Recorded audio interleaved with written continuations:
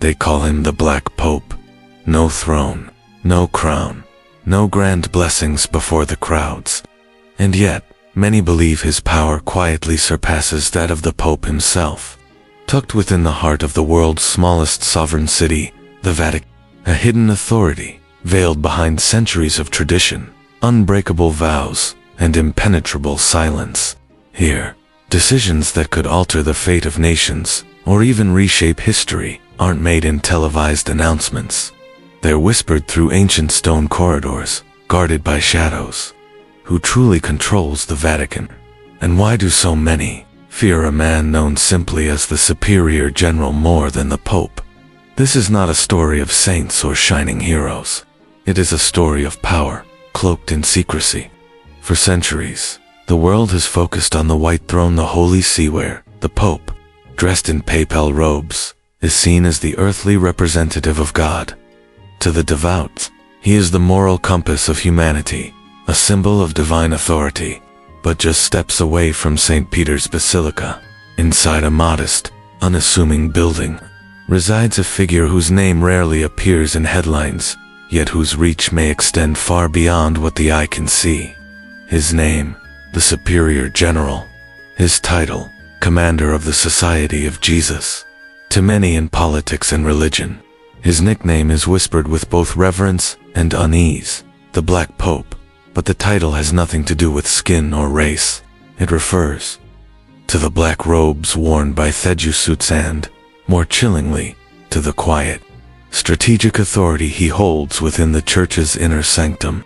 While the Pope offers blessings and delivers public sermons, the Black Pope stays in the shadows, issuing orders not meant for the masses but for men trained to obey without question. This figure does not appear on balconies. He doesn't offer Easter blessings or Christmas addresses. He leads not with spectacle but with silence. And yet, a deeper look through forgotten pages of history, into obscure records and hushed rumors, reveals a startling truth. It may be this man, not the Pope, who pulls the real levers of power inside the Vatican. How did this happen? How did a religious order become a strategic empire? To understand, we go back to 1540 an age of chaos. The Protestant Reformation had begun to tear Europe apart. Martin Luther had challenged the very foundation of Catholic authority. In response, the Vatican knew it needed more than prayers. It needed a counterforce, intellectual, spiritual, and tactical. Enter Ignatius of Loyola, a wounded Spanish knight who laid down his word but never abandoned his warrior spirit. Instead, he redirected it into scripture, obedience, and a new form of spiritual warfare. He founded Societas Iesu, the Society of Jesus, better known as the Jesuits. But this was no ordinary religious order. It was built like an army, with ranks, missions, and a singular chain of command. Its members swore absolute loyalty not to the Pope but to the Superior General. Once initiated, a Jesuit became more than a priest. He became a soldier in an elite force of intellect and conviction. Jesuits didn't hide in monasteries. They entered empires. They mastered languages, debated philosophers, taught science, advised monarchs, and built elite schools across continents. They didn't fight with weapons, but with ideas, education, and persuasion. It was their brilliance that inspired awe and their silence that inspired fear. They educated the ruling class. They influenced foreign courts. And slowly, whispers grew. Were these men simply missionaries? Or something more? Over time, more than 80 countries, France, Spain, Portugal, even China expelled the Jesuits. Not because they bore arms, but because they carried influence, dangerous influence. They left no trail of soldiers, but they left behind networks of loyalty. Loyalty to one man, the Superior General. That is why the title Black Pope emerged not in public ceremonies, but in confidential reports, diplomatic cables, and private conversations between heads of state. He was not a rival to the White Pope but his equal in power, a hidden sovereign, inside a sovereign city. In most religious organizations, the leader is symbolic. Not here. The superior general is operational, strategic, absolute. Officially, his authority is real, recognized in the Vatican hierarchy, yet outside direct papal control. While bishops and cardinals answer to Rome, the Jesuits answer only to him. He doesn't require Vatican approval to reassign personnel, launch initiatives, or expand his reach. His word is considered divine command within the order, a level of obedience few secular institutions could ever demand. Even the building from which he operates, the Curia Generalizia, lies only a short walk from St. Peter's, but it functions as an independent nerve center, quietly receiving intelligence, dispatching strategy, and shaping spiritual warfare on a global scale. It is a headquarters, not of ceremony, but of control. For nearly 500 years, this silent machine has operated behind the world's grandest religious stage. And while the Pope may bless millions from a balcony, the Superior General directs the minds of thousands from a shadowed office through invisible channels of discipline and devotion. So who truly rules the Vatican? The question is not whether the Pope leads the Church. The question is, who ensures it survives? Who decides the tactics behind the throne? The Pope may be the face, but the Black Pope may be the mind. And tonight, Secret Historian invites you to reflect not on what is seen, but on what has always remained unseen. Because the most powerful empires in history weren't built by kings or crowned popes. They were built by those who understood how to move in silence beneath the surface where true power lives. Analyzing global tensions, coordinating educational and missionary work, and, according to some declassified accounts, quietly orchestrating political influence operations. In key nations across the world, the Superior General of the Jesuit order is not elected by the public. He needs no popular acclaim from millions of Catholics. His authority does not come from votes or blessings, it comes from within. He is selected by a small, elite council of high-ranking Jesuit priestsmen whose names rarely appear in Thepris and whose lives are spent in silence, precision, and discretion. It's no wonder, then, that many ask, is this a sacred hierarchy or a sealed power structure, where decisions are always made by the hidden few? Some historians call the Superior General the ghost advisor to the Pope, not without reason.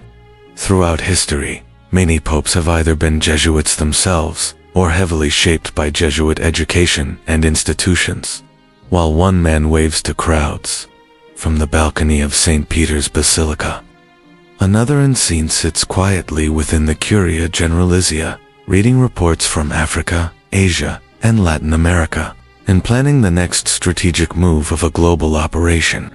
It is a system, efficient, precise, invisible. There is no public map, no transparent budget, no official personnel list, and yet, from elite universities and powerful foundations to closed-door summits where global policy is shaped, fragments of evidence suggest a deeper truth. The Superior General does not merely lead a religious order, he orchestrates an unseen influence across education, diplomacy, and ideology. And that is what makes the world uneasy. Because the most powerful force isn't the one that stands in the spotlight. It's the one behind the curtain, quiet, faceless, unchallenged. From the very beginning, the Jesuits dared to do what few religious groups had ever attempted: infiltrate the core of secular authority, not through rebellion or arms, but through influence. Where other religious orders chose solitude, the Jesuits stepped into the centers of power: royal courts, diplomatic chambers, and elite academic halls where the fates of millions were decided. They didn't need thrones. They had mastered the art of shaping the minds of those who sat on them. During the 16th and 17th centuries, an era of religious wars, shifting alliances, and political chaos, the Jesuits emerged not only as missionaries, but as trusted counselors. In France, they became spiritual guides and mentors to members of the Bourbon dynasty. They translated prayer, enter policy and scripture into the language of statecraft.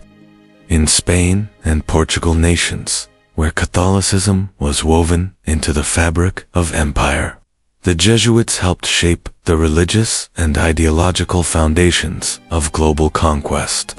While conquistadors sought gold and territory, Jesuit missionaries traveled ahead door, followed close behind, planting the church's influence with silent resolve.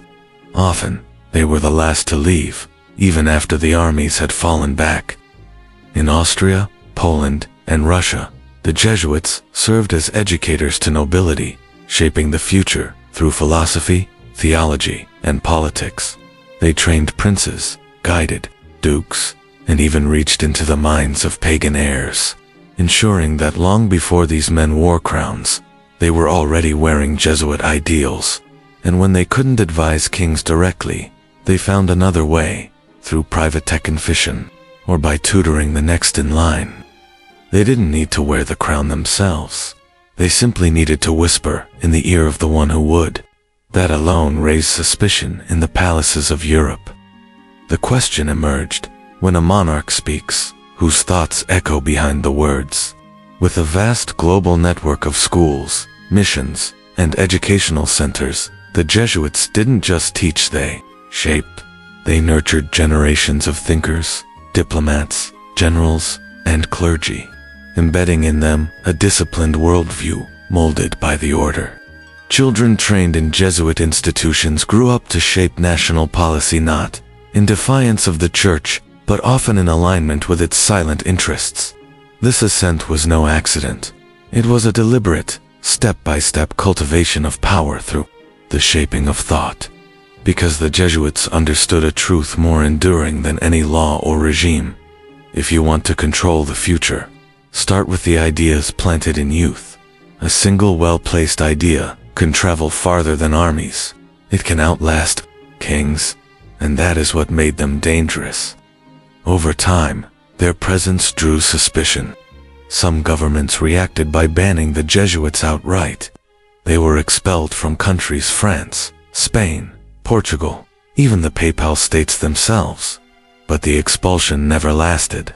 They always returned not through force, but because the seeds they planted in young minds had already taken root. So when the question was asked, who truly rules the game of Europe? The answer wasn't always found on the throne. Sometimes, it was found in a quiet library, where a Jesuit priest sat alone, book in hand, saying nothing while his ideas echoed in secret chambers and shaped the course of history, throughout history. Few religious organizations have been expelled from over 80 nations and territories, yet not only served but returned stronger, more refined, and seemingly untouched. The Jesuits are that exception, and that exception has led historians and strategists alike to ask a deeper question.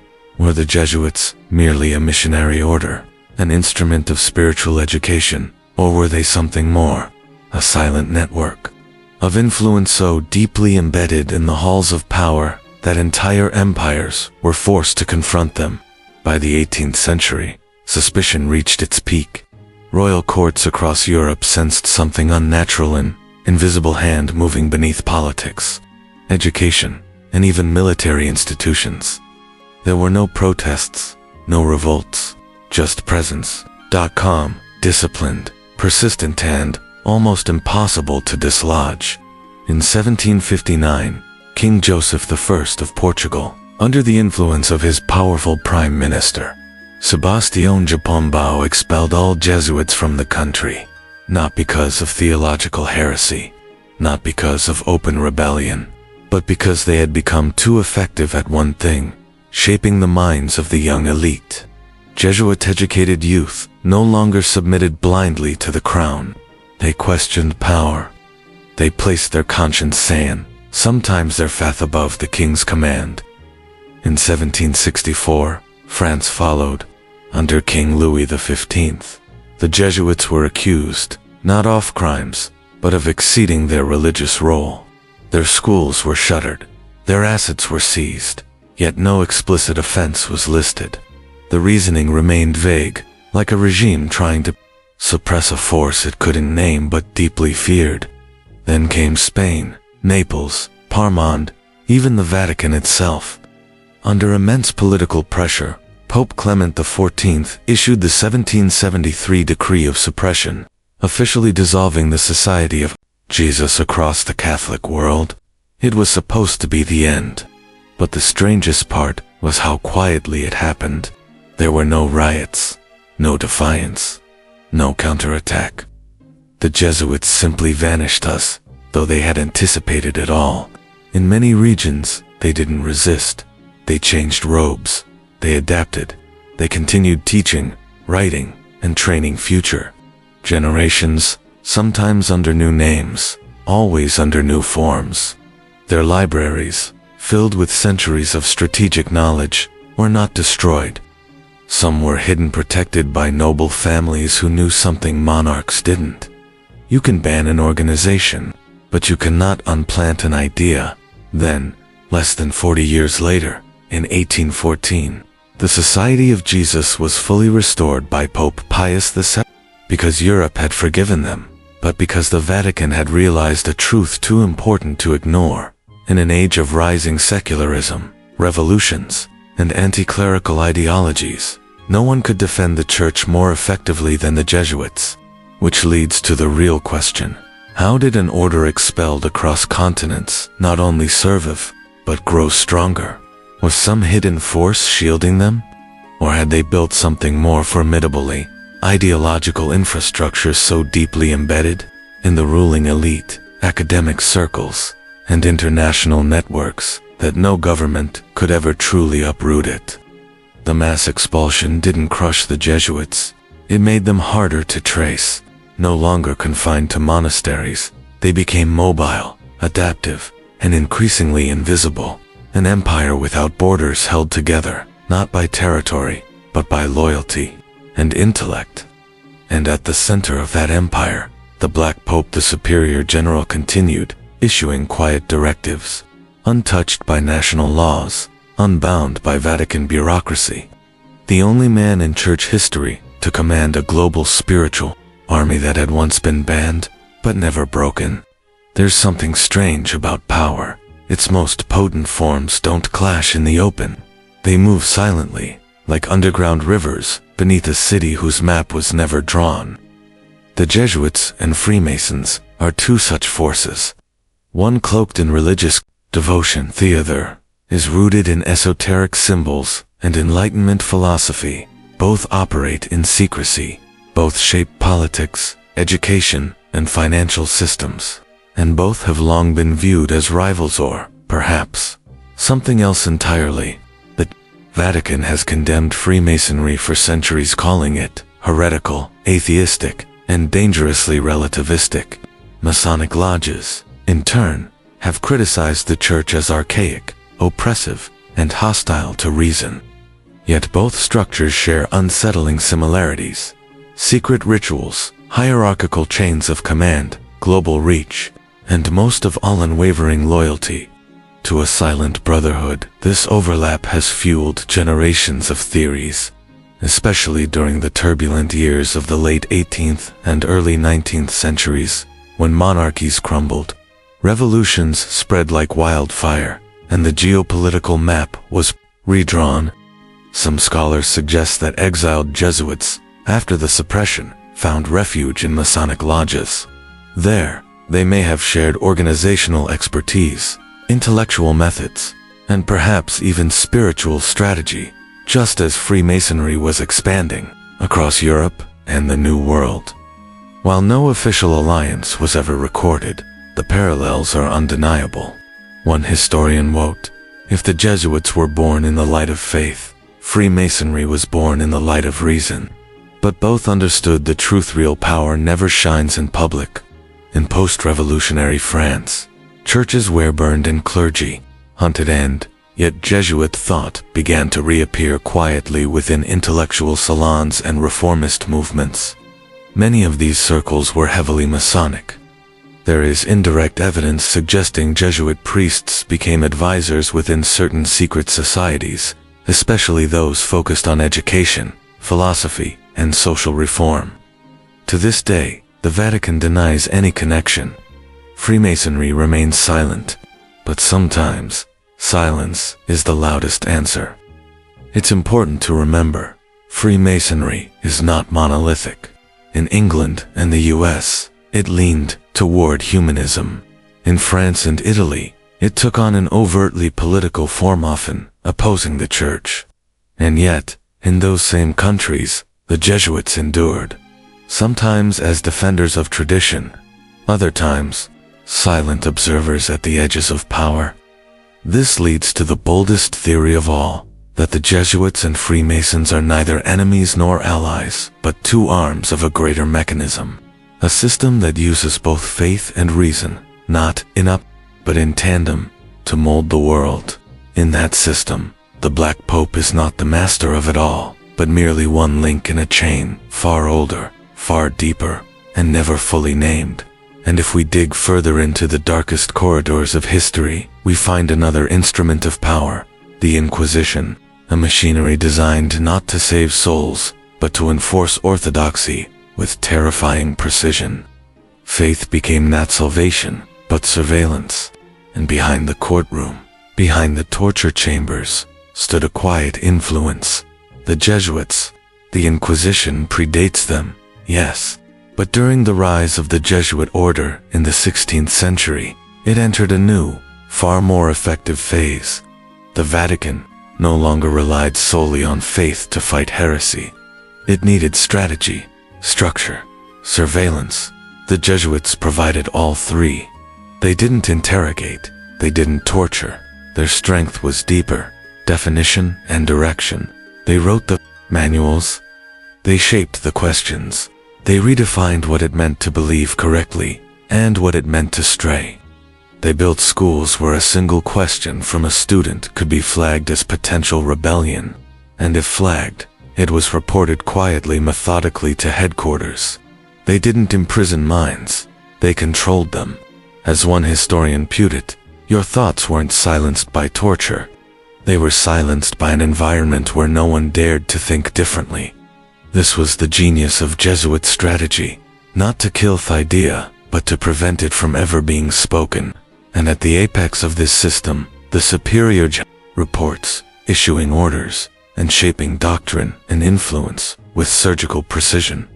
The Black Pope didn't need to be seen, because by the time his orders reached Thrould, his presence had already shaped it. Asterisk, where others preached sermons, he orchestrated silence. Where some defended doctrine, he engineered obedience. The superior general of the Jesuits, known in hushed circles as the Black Pope, did not need to preside over a tribunal or raise his voice in condemnation. A single nod, a discreet message, and an entire network of fiercely loyal priests would neutralize any intellectual threat before it had the chance to grow. This was no longer faith, it was architecture. Not salvation, but strategic domination of the mind.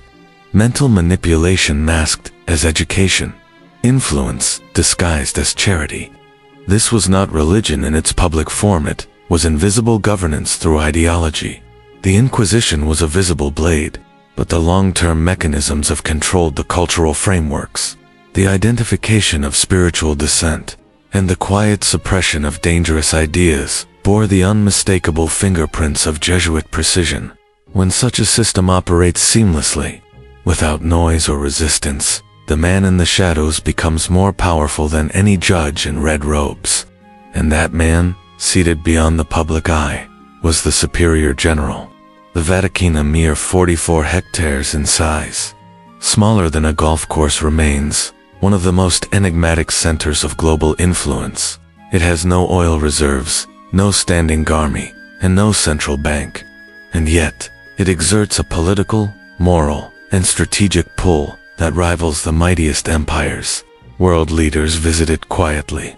Intelligence agencies tread carefully around it. And billions of believers gaze toward it with a mixture of reverence and unease.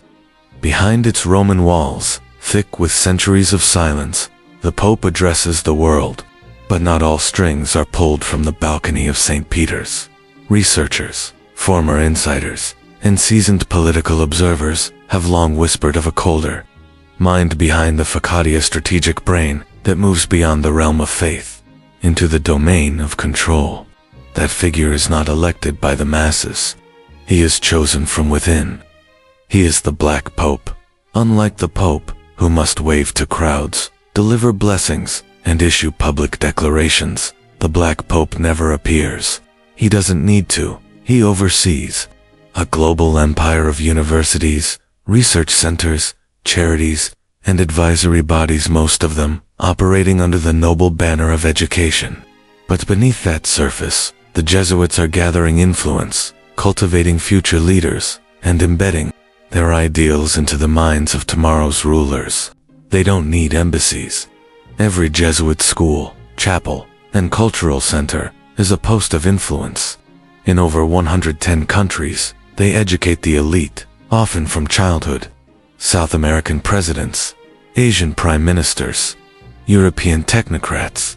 Many were formed shaped under Jesuit guidance, and whether through coincidence or deliberate cultivation, they emerge carrying not on lineage, but also a quiet loyalty to the ideas instilled in them. A treaty can expire, an alliance can be broken, but a belief, a worldview planted early, can last a lifetime. That is the real genius of the Jesuits. They don't just teach the children. They shape the architects of nations. They train those who will write the rules. The Vatican owns no satellites. The Jesuits run no official intelligence agency. Yet they are always listening. In classrooms, in confessionals, and in global forums, they know how to observe, when to report, and whom to alert. They don't need to violate laws. They simply need access to the right room, the right moment, the right whisper. And so, in the back rooms where world policy is crafted behind closed doors, the Superior General's name may never be spoken aloud, but his presence is felt in the tone of a briefing, in the silence before a decision, in the caution with which others choose their words. One veteran researcher once said, "The Vatican is the only state that doesn't need to declare its power. Every other center of power already knows what it holds." In that silent empire, the Black Pope doesn't shout. He doesn't command. He simply shifts the direction of thought subtly, permanently. In an age where missiles are less feared than misinformation, and ideology outweighs force, the Jesuit system, quiet, intricate, and embedded, has become a superpower of influence. It doesn't need borders. It shapes nations from within. And that is why, at the edge of summits and security councils, you'll always hear the whisper, who's aligned with the Vatican, and who is listening to the man behind the curtain, dressed in black. The Vatican's history is wrapped in divine symbolism, yet veiled by shadows. Not all deaths within its walls are due to age or illness. Some leave behind only silence and suspicion. On the night of September 28, 1978, just 33 days after ascending to the papal throne, Pope John Paul I was found dead in his private chamber. No commotion, no prior warnings of illness. Just a man, once full of reformist conviction, now lying, still with a book open on his chest and his glasses undisturbed. To the world, the cause of death was a heart attack, but for those familiar with the Vatican's inner workings, the silence around his passing rang louder than church bells. John Paul I had made it clear. He intended to purge the Vatican of political corruption, reform the Vatican Bank long rumored to be entangled in laundering, mafia ties, and fraud, and remove several powerful cardinals. Some of those cardinals, it was said, had affiliations with secret societies like Propaganda d'Or, Pitua, shadowy Masonic lodge, with deep roots in banking, politics, and, allegedly, within the church itself. The reforms would have disrupted decades of entrenched networks. Networks where influence was not preached but programmed. Networks where not all roads led to the Pope. Many of the key figures in these power structures had known connections to Jesuit-trained institutions, advisory circles, or even the order itself. No one pointed directly at the Superior General, but historians, journalists, and former intelligence operatives all traced invisible threads that converged around a central question. Could one man or one order stop a pope? According to private reports, the night before his death, John Paul I met with a few trusted aides. He was preparing to issue a list of financial transfers and high-level removals. That list has never surfaced. By morning, he was dead. No autopsy, no independent medical review, no investigative commission. His death was wrapped in prayer and silence. Books like In God's Name by David Yallop and The Vatican Connection by Richard Hammer tried to expose the unseen hand. They lacked courtroom proof, but they agreed on one chilling possibility. Pope John Paul I had become a threat to a hidden order, and that order made a decision, not through violence in the traditional sense, but with the precision of an invisible machine, one that requires no public orders, only alignment, only silence. The Jesuits, known for their unbreakable discipline, their subtle influence, and their centuries-old ability to shape the intellectual elite, have long been regarded as both the brain and nerve center of the Church's invisible operations. And at the heart of that network is not a preacher, but a strategist, the Black Pope. To become a Jesuit is not simply to study theology. It is to be remade, forged. Years of psychological training, academic rigor, and spiritual obedience. The individual ceases to act on personal will.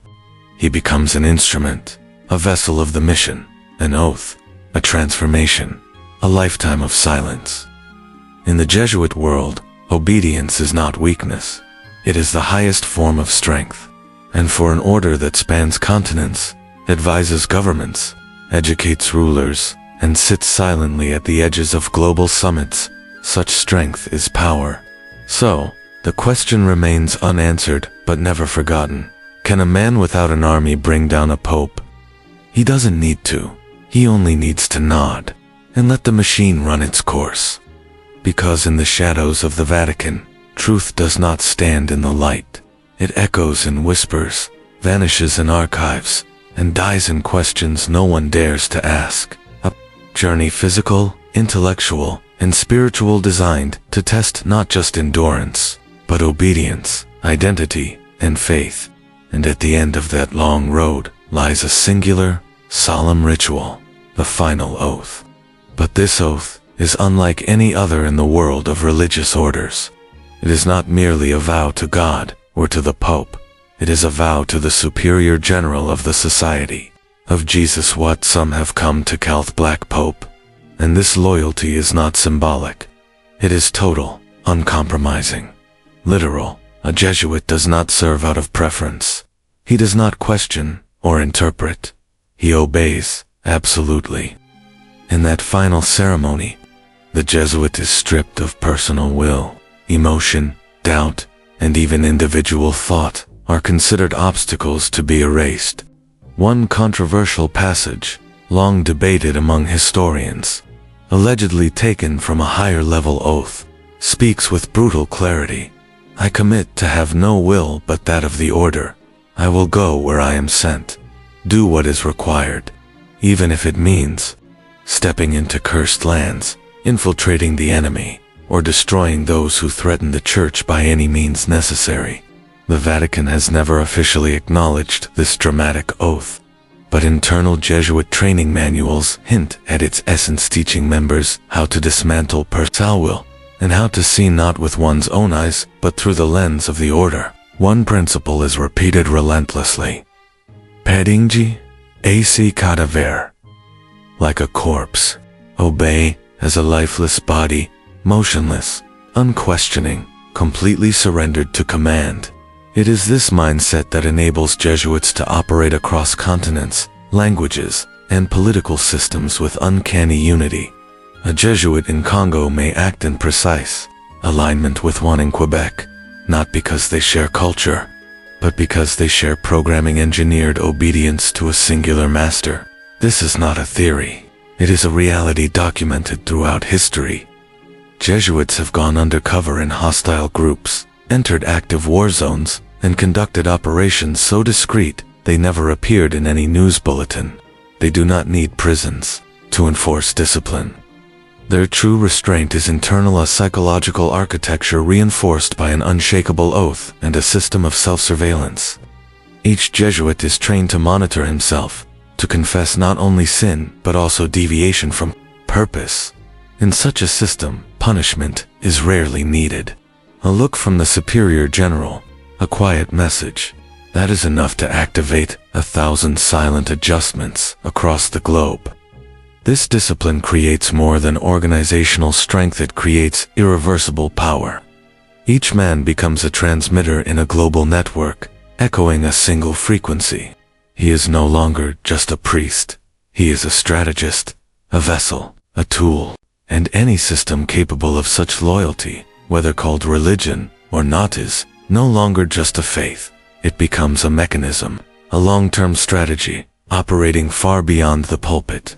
When the sails of Spain and Portugal cut across the oceans in the 16th century, the age of colonial empires began. But among the soldiers and merchants aboard those ships, there was always a figure dressed in black, holding a crucifix, carrying not a sword, but sacred intention. He was a Jesuit priest, sent not for conquest of land, but for conquest of souls. Unlike imperial soldiers, the Jesuits didn't seize territory through war. They restructured life through faith. In jungles, mountains, and isolated villages of South America, they built churches, missions, and school stools of subtle transformation. In Paraguay, Brazil, and Argentina, they created reducción, self-contained communities of indigenous people, separated from colonial society and governed entirely by Jesuit priests. On paper, these were utopias: no violence, no private property, filled with music, education, and worship. A Catholic Eden in the wilderness. But the deeper question was, paradise for whom? While empires plundered gold and enslaved bodies, the Jesuits claimed they preserved dignity and souls. Yet they also oversaw vast landholdings, livestock, agricultural, trade, and natural resources, operating almost as spiritual landlords. Some historians describe these missions as mini-theocracies, tight, efficient, and self-governing, an empire within an empire. Conversion was not always voluntary. Many were pressured through soft coercion. Refusal meant exile from schools, isolation from resources, and exclusion from grace. This was not forced conversion by violence, it was a deeper captivity. People's beliefs were not broken, they were reshaped at the root. To the Vatican, these efforts were a triumph. The Jesuits had not only evangelized but also demonstrated that faith could serve as the blueprint of a functioning civilization. To the Spanish crown, however, it became a threat. Indigenous communities under Jesuit protection grew wealthier, more autonomous, and most dangerously more loyal to the Jesuits than to the king. In 1767, King Carlos III of Spain expelled the Society of Jesus from all Spanish colonies. Overnight, hundreds of missions were abandoned. Indigenous populations, long sheltered under priestly governance, were forcibly integrated into imperial rule, often at gunpoint. The order collapsed in the Americas, but the Jesuits had already anticipated the fall before their expulsion.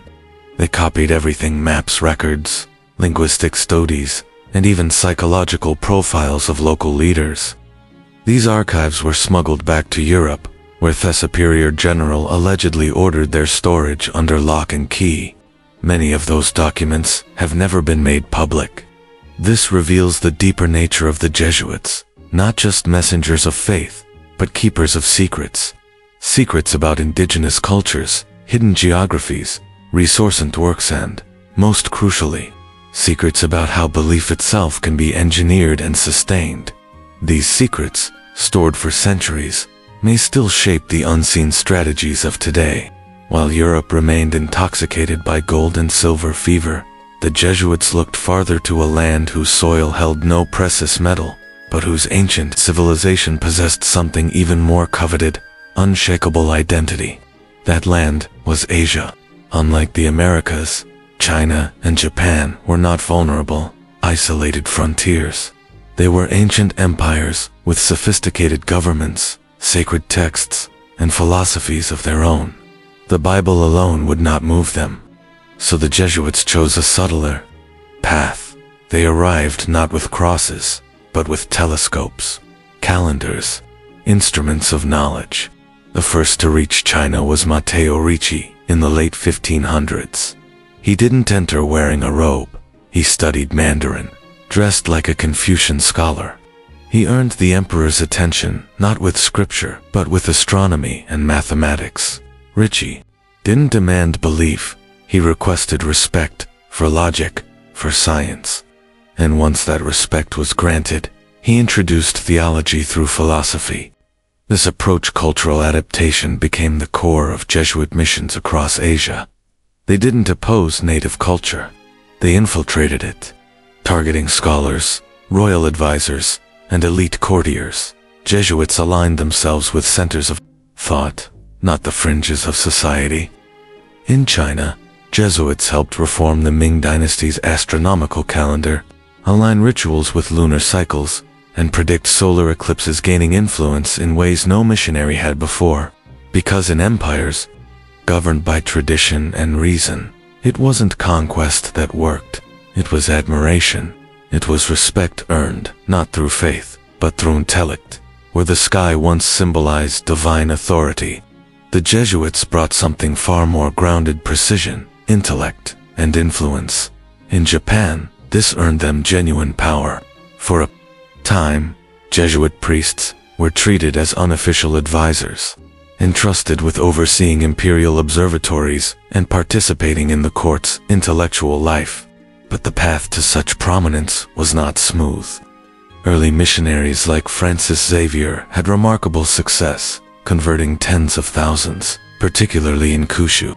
However, once Japan's ruling elite recognized that Christianity could fracture allegiances and introduce foreign influence, the Tokugawa regime responded with merciless suppression.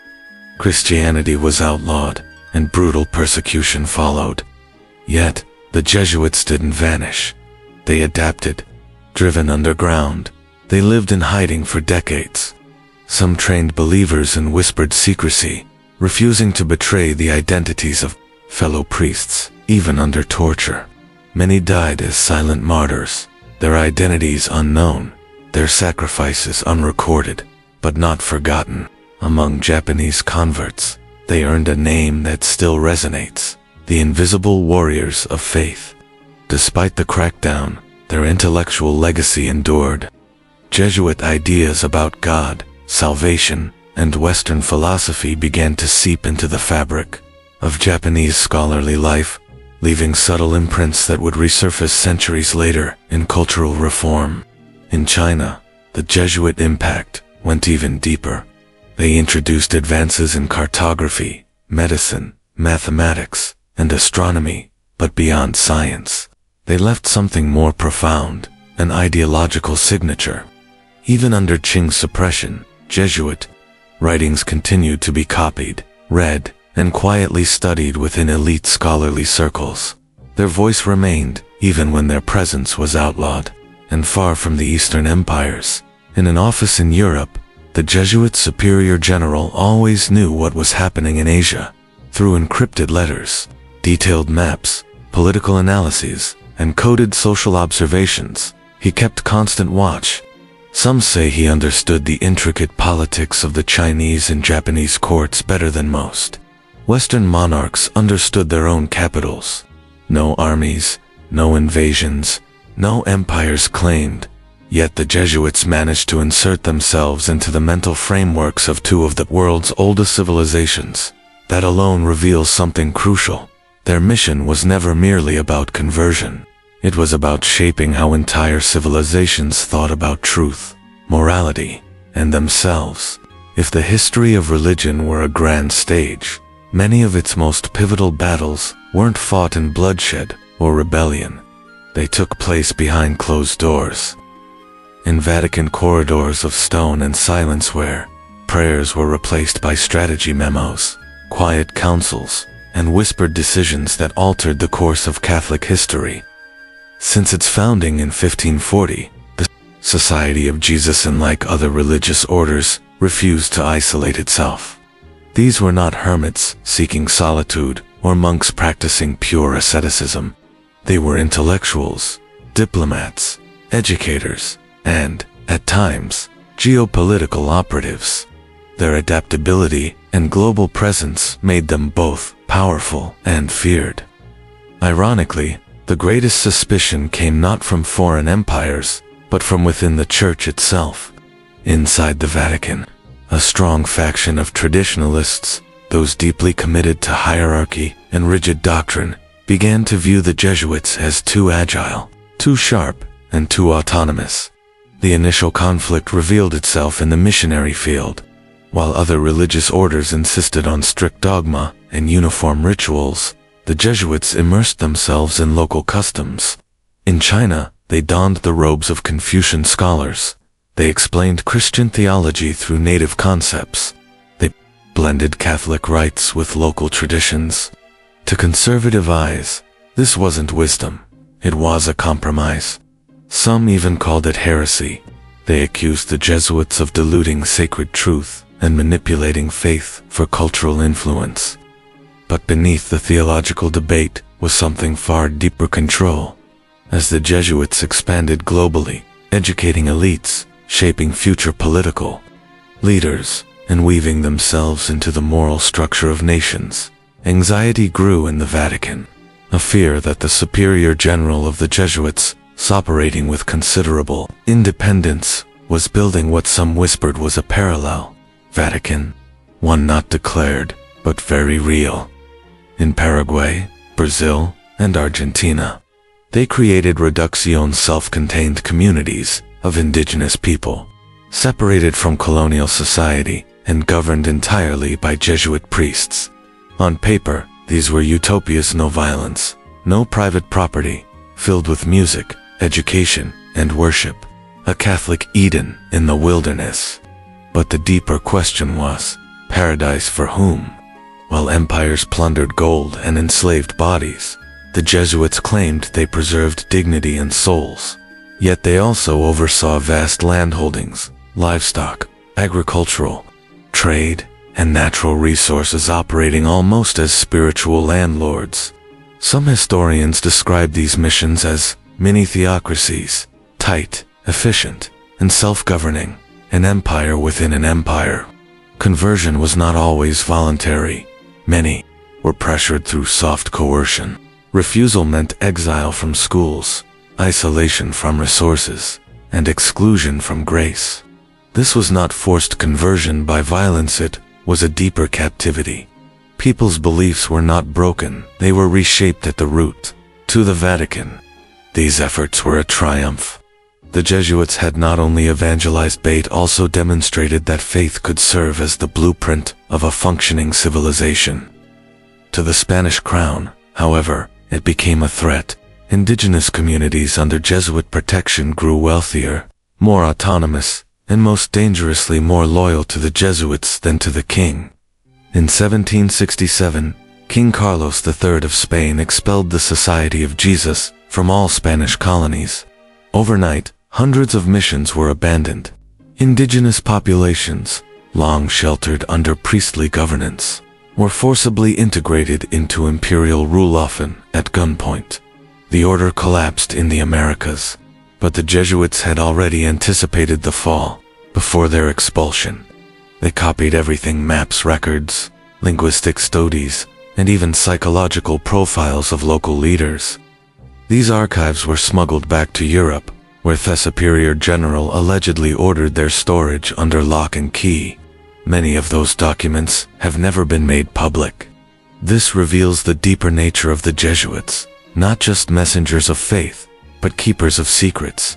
Secrets about indigenous cultures, hidden geographies, resource networks, and, most crucially, secrets about how belief itself can be engineered and sustained. These secrets, stored for centuries, may still shape the unseen strategies of today. While Europe remained intoxicated by gold and silver fever, The Jesuits looked farther to a land whose soil held no precious metal, but whose ancient civilization possessed something even more coveted, unshakable identity. That land was Asia. Unlike the Americas, China and Japan were not vulnerable, isolated frontiers. They were ancient empires with sophisticated governments, sacred texts, and philosophies of their own. The Bible alone would not move them. So the Jesuits chose a subtler path. They arrived not with crosses, but with telescopes, calendars, instruments of knowledge. The first to reach China was Matteo Ricci in the late 1500s. He didn't enter wearing a robe. He studied Mandarin, dressed like a Confucian scholar. He earned the emperor's attention not with scripture, but with astronomy and mathematics. Ricci didn't demand belief. He requested respect for logic, for science. And once that respect was granted, he introduced theology through philosophy. This approach cultural adaptation became the core of Jesuit missions across Asia. They didn't oppose native culture. They infiltrated it, targeting scholars, royal advisors, and elite courtiers. Jesuits aligned themselves with centers of thought, not the fringes of society. In China, Jesuits helped reform the Ming Dynasty's astronomical calendar, align rituals with lunar cycles, and predict solar eclipses, gaining influence in ways no missionary had before. Because in empires, governed by tradition and reason, it wasn't conquest that worked, it was admiration. It was respect earned, not through faith, but through intellect.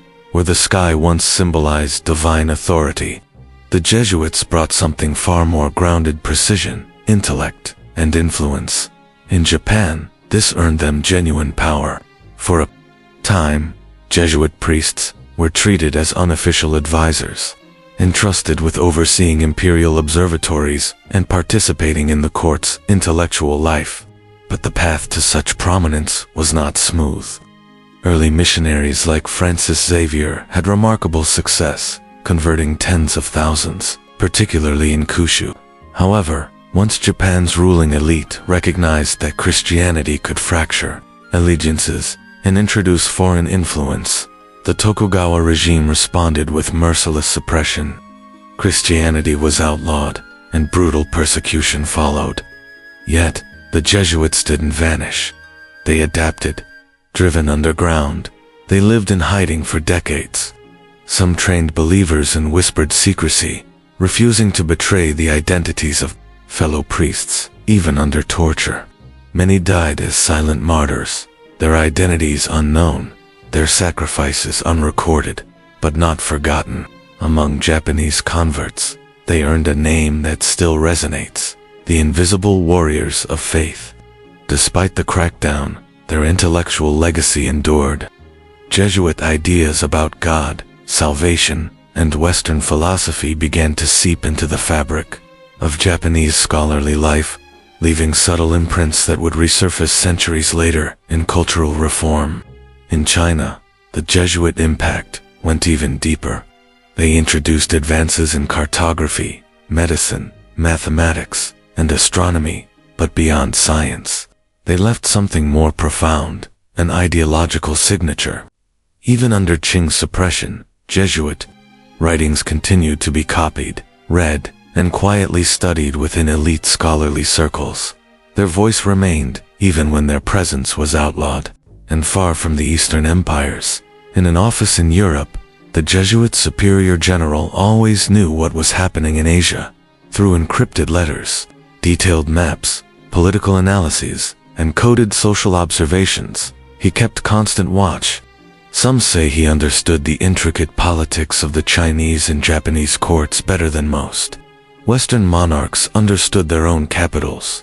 No armies, no invasions, no empires claimed. Yet the Jesuits managed to insert themselves into the mental frameworks of two of the world's oldest civilizations. That alone reveals something crucial. Their mission was never merely about conversion. It was about shaping how entire civilizations thought about truth, morality, and themselves. If the history of religion were a grand stage, many of its most pivotal battles weren't fought in bloodshed or rebellion. They took place behind closed doors, in Vatican corridors of stone and silence where prayers were replaced by strategy memos, quiet councils, and whispered decisions that altered the course of Catholic history. Since its founding in 1540, the Society of Jesus, unlike other religious orders, refused to isolate itself. These were not hermits seeking solitude or monks practicing pure asceticism. They were intellectuals, diplomats, educators, and, at times, geopolitical operatives. Their adaptability and global presence made them both powerful and feared. Ironically, the greatest suspicion came not from foreign empires, but from within the Church itself. Inside the Vatican, a strong faction of traditionalists, those deeply committed to hierarchy and rigid doctrine, began to view the Jesuits as too agile, too sharp, and too autonomous. The initial conflict revealed itself in the missionary field. While other religious orders insisted on strict dogma and uniform rituals, the Jesuits immersed themselves in local customs. In China, they donned the robes of Confucian scholars. They explained Christian theology through native concepts. They blended Catholic rites with local traditions. To conservative eyes, this wasn't wisdom. It was a compromise. Some even called it heresy. They accused the Jesuits of diluting sacred truth and manipulating faith for cultural influence. But beneath the theological debate was something far deeper: control. As the Jesuits expanded globally, educating elites, shaping future political leaders, and weaving themselves into the moral structure of nations, anxiety grew in the Vatican. A fear that the superior general of the Jesuits, operating with considerable independence, was building what some whispered was a parallel Vatican, one not declared, but very real. One Vatican was declared, but another more elusive, more enduring was quietly built. Some popes were openly uneasy.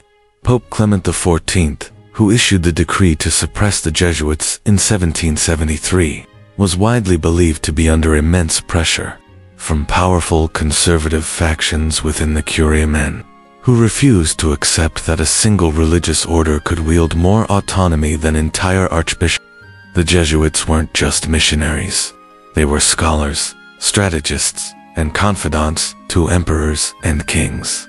At one point, rumors whispered through the marble halls of the Vatican that the Society of Jesus could even influence papal elections, not through force, but through mentorship, through loyalty cultivated over decades, and through intellectual dominion over men who would one day wear red hats and cast decisive votes. No evidence was ever publicly revealed, but the suspicion never died. The Jesuits never answered these accusations with confrontation. They responded with persistence. They kept working, kept teaching, kept planting ideas like seeds that while opposition might rise and fall, ideas, once rooted, would outlive any charge, any campaign, any decree. But the friction was constant. Behind closed doors, fierce theological and political debates unfolded between two factions of the Church, the traditionalists and the Jesuits. They clashed over liturgical reform, the role of lay people, and just how deeply the Church should involve itself in modern politics. No side ever truly won. But in such battles, it is often not the loudest side that prevails, but the most patient, the most strategic, and the most disciplined.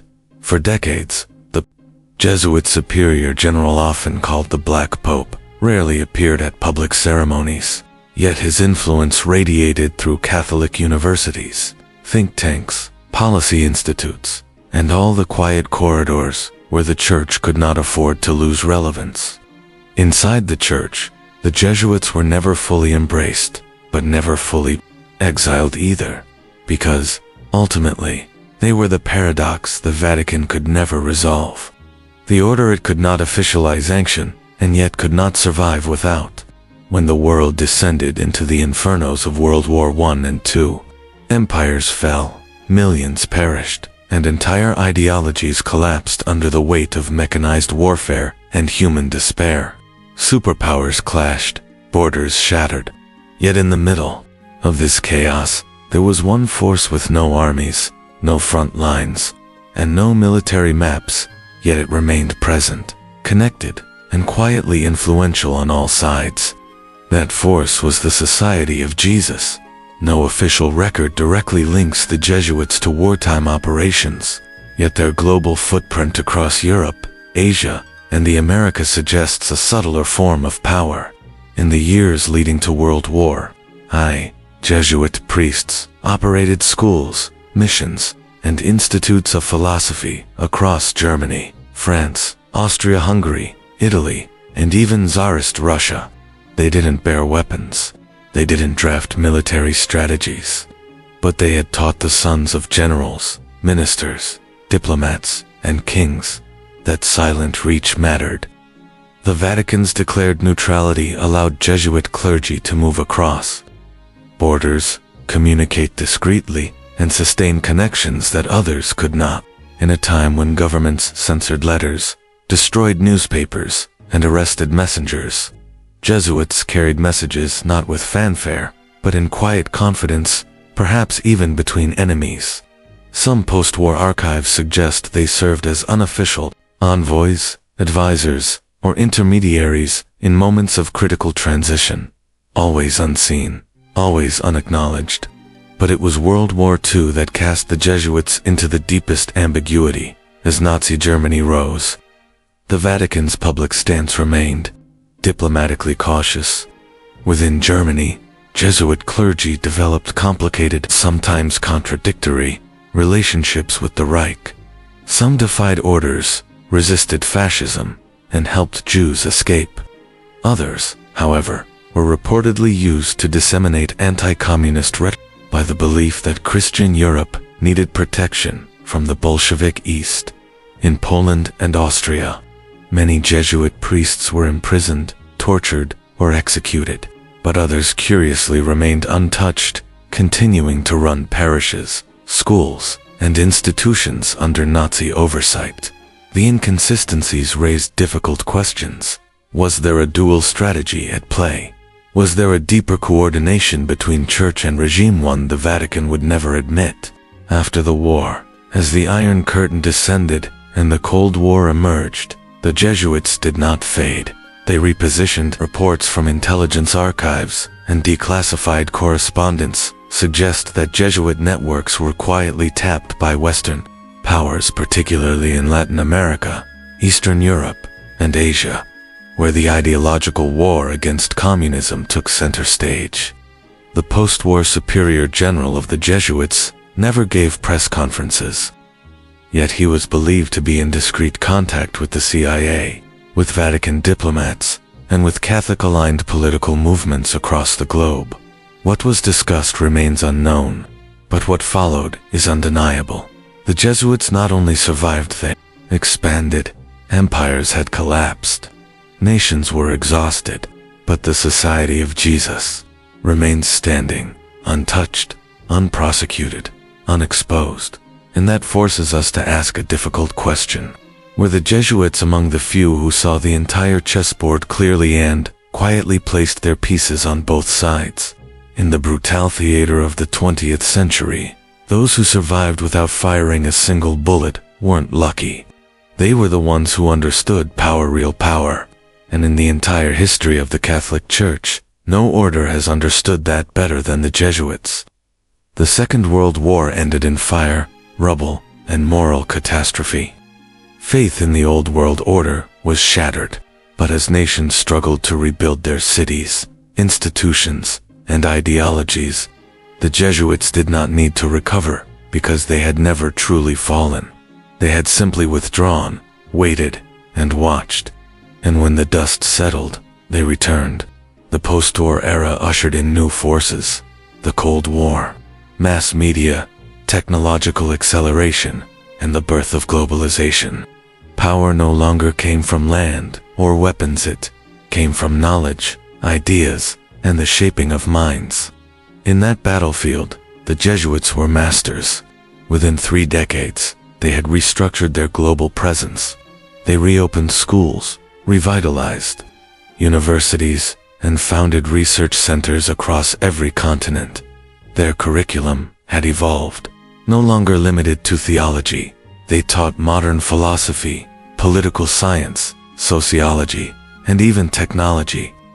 They trained a generation not just of clergy, but of thinkers, diplomats, and policymakers embedding Catholic values in the very veins of modern discourse. Because empires rise and fall, but ideas, if planted deep in a found, last them all. They no longer stood in pulpits preaching to villages. They sat at global conferences, teaching quietly through the language of ethics, policy, and systems thinking. The Jesuits had evolved. The lone missionary in the jungle was replaced by a professor in Geneva, a policy advisor in Nairobi, and a strategist in Washington. They wore no cassocks, but their minds were Jesuit-trained, loyal not to political parties or nations, but to a philosophy that transcended all borders. In this transformation, the role of the superior general, the Black Pope, shifted too. He was no longer just a spiritual figure. He became a global strategist, the silent architect of a sprawling network. Reports flowed to him from hundreds of Jesuit institutions across the world, analyzed, refined, and used to map trends in politics, culture, and society. There was no need for spies, no need for armies. Information was the weapon, and no one understood that more intimately than the Jesuits. By the 1960s and 70s, the world was coming apart at the seams. Vietnam, revolutions, decolonization, Marxism, and moral disillusionment. But the Jesuits didn't retreat. They walked into the chaos. Activists, revolutionaries, and social critics, many of them had once sat in Jesuit classrooms. That wasn't irony, it was strategy. Because the Jesuits knew, if you want to shape the new world, you don't resist the storm, you step into it, and you steer it from within. And so, the Jesuits quietly became something different, no longer a missionary order, but a global strategic institution. From UN meetings to NGO headquarters, from Ivy League campuses to post-colonial governments, Jesuit alumni were everywhere. Not always in robes, but always with a shared method: serve, adapt, and never abandon the mission. Then, in 2013, came a moment that struck like quiet thunder. For the first time in history, a Jesuit was elected Pope. Pope Francis, a man forged not in Rome but in the barrios of South America. To many, he was a symbol of compassion and humility. But to those who had studied 5 centuries of Jesuit evolution, this was the crescendo of a long game. The student had reached the throne, yet behind him, in the shadows, the Black Pope still operated, never seeking applause, never standing in St. Peter's Square, but coordinating from behind the curtain, a network that spanned continents. Professors, diplomats, economists, and development specialists, many unaware of each other, yet somehow moving in parallel toward a unified vision of order, influence, and service. As the world emerged from World War II and entered the fog of the Cold War, global power was no longer shaped only at summits, but also in shadows. Intelligence networks, propaganda arms, and ideological fronts defined the age. And in that undercurrent of silent power, 2 unlikely names began appearing in tandem: the CIA and the Jesuits. One was a covert intelligence agency, specializing in regime change, surveillance, and information warfare. The other, a religious order sworn to truth and justice. Yet both shared a rare advantage: access to minds, to hearts, to societies at their deepest levels. After the atomic age had proved that bombs could not win hearts, the CIA turned to softer methods: psychology, culture, education, and narrative. And in this new battlefield, the Jesuits with their schools, missions, and community reach ideal allies. No treaties, no formal partnerships, just overlapping interests and shared methods. In Latin America, as Marxist revolutions flared, Jesuit priests led education programs by day but quietly observed political changes by night. Reports suggest that some even passed along social data to American agencies. In Vietnam, Jesuit missions embedded in local villages offered intel from areas no military officer could reach. In Africa, during the proxy wars of the Cold War, U.S. officials later admitted Jesuit centers often produced more reliable assessments than the embassies. And then there's the curious overlap in education. Many senior CIA officials, policymakers, and national security advisors were Jesuit-educated, most famously at Georgetown University, a Jesuit stronghold in Washington, D.C. The two institutions, the CIA and the Society of Jesus, claimed different goals, but both believed in shaping the world, not reacting to it. Were they allies, or simply parallel architects of influence? History doesn't offer a clear answer, but what is evident is this: both aimed for control, not through force, but through thought. If the CIA masters information and narrative, then the global financial elite master capital and economic flow. But in today's landscape, the deepest power belongs to those who shape both how we think and how we survive.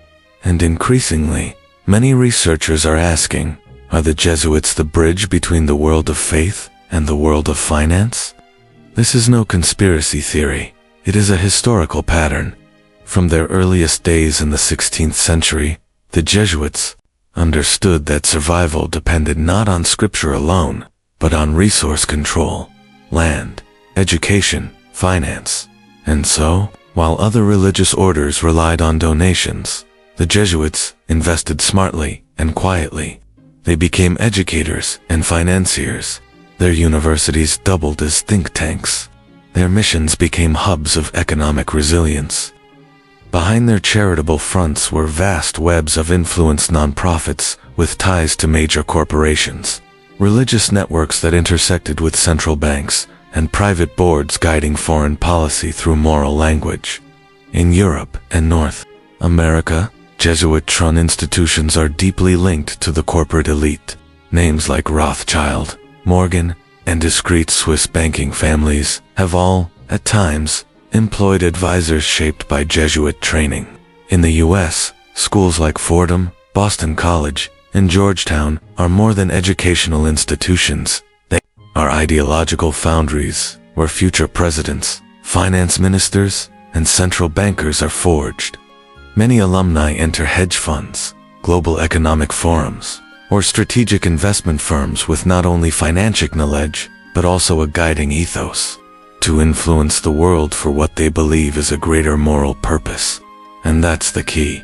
The real alliance between Jesuits and global elites isn't just built on education. It's built on a shared worldview. The idea that power, if disciplined and cloaked in humanitarian language, can reshape societies while avoiding scrutiny. Jesuit institutions often serve as ethical screens for development banks, overseeing billion-dollar aid projects that blur the line between charity and control. Humanitarianism becomes soft power, and behind the smiling faces feeding the poor may sit investors accused of destabilizing economies elsewhere. Who connects these worlds? Often, it's men shaped by Jesuit systems, not priests, but alumni, not commanders, but intellectuals. And above them, coordinating this web not openly, not directly but with the patience of centuries, is the superior general. He doesn't appear at summits. He doesn't speak to the press, but through tightly connected advisory boards, strategic councils, and academic alliances. He likely knows where the capital is flowing, who is funding what narrative, and where influence must be applied next. This isn't just religion anymore. It's a global system, quietly efficient, deeply embedded, and strategically invisible. Each financial decision, each policy shift, ripples into education, media, and even the spiritual conscience of societies. The financial elite may move the markets. Intelligence agencies may move regimes. But the Jesuits, they move the mind. And when you can shape thought, you shape the future. Because in a world where bombs grow irrelevant and truth is a battlefield, it is not those in the spotlight who win but those who designed the stage. You can control data, you can manipulate headlines, but to steer the destiny of an entire civilization, you need something far more enduring than algorithms or gold. You need a place, a sanctuary beyond surveillance, a chamber immune to democracy, untouched by protest and impervious to the noise of public opinion, a space where true power speaks not in speeches, but in silence. They call them secret conferences. Across recent history, some of the world's most seismic events, financial collapses, regime changes, election upsets, even sudden shifts in national policy have followed these discreet gatherings. No cameras, no transcripts, no signatures, yet somehow, someone always knows. And in the shadows of these events, familiar figures are quietly seen again and again. Among those whispered names, one returns with uncanny frequency: the Jesuits, not with collars, not with Cossacks, but in tailored suits, academic robes, or behind podiums at elite strategy councils. They don't declare their affiliation. They don't need to. They carry a method, a mindset, and above all, a loyalty. Not to nations, not to parties, but to something older, something deeper. A structured intelligence designed to influence without being seen. At high-level events like Bilderberg, Davos, or within select Vatican advisory boards, those trained in Jesuit institutions are routinely present. Georgetown, Fordham, Boston College. These schools don't just teach theology, they shape worldviews, cultivate strategy, and instill discipline. So why do so many figures at the helm of global policy, whether in the IMF, NATO, or international think tanks, share Jesuit educational roots? Is it simply excellence, or is it selection? And if they were chosen, then by whom? Some of the most obscure mysteries lie in undocumented meetings between religious leaders and financial elites, gatherings where theology is rarely discussed. Instead, topics revolve around preserving order during collapse, engineering public trust during crises, or guiding media narratives to prevent civil unrest. And in these rooms, Jesuit scholars are often not participants, they are facilitators. They lead discussions with the language of ethics, harmony, and balance. But beneath the rhetoric of virtue lies a quieter, theory whispered, rarely written, that the superior general of the Jesuits is not a guest at these meetings. He is the architect, not through titles or decrees, but through networks, think tanks, NGO satellites, strategic alumni placements, and former operatives seated within foundations and advisory councils. No paperwork, no orders, and yet everything moves with surgical coordination. Some of these sessions unfold in Swiss monasteries, others in isolated universities in France or Austria. Guests are told only a vague agenda. The real intent is understood only by those initiated, and when the sessions end, nothing is said. No press release follows. But days, weeks, or months later, the world shifts. So who watches while the world rages? Who guides without needing to speak? Who never claims credit, but always leaves fingerprints? There's a saying among insiders: silence is not ignorance, it's decision-making. This may explain why the Jesuits never need the spotlight, because influence does not require applause. But when a story grows too vast, too disturbing, too real, how do you stop people from believing it? You turn it into entertainment. It's a tactic so subtle it goes unnoticed. Transform the truth into fiction. Wrap dangerous questions in drama. And soon the public dismisses them with a laugh or a shrug. The Jesuits, the Vatican, the so-called Black Poe.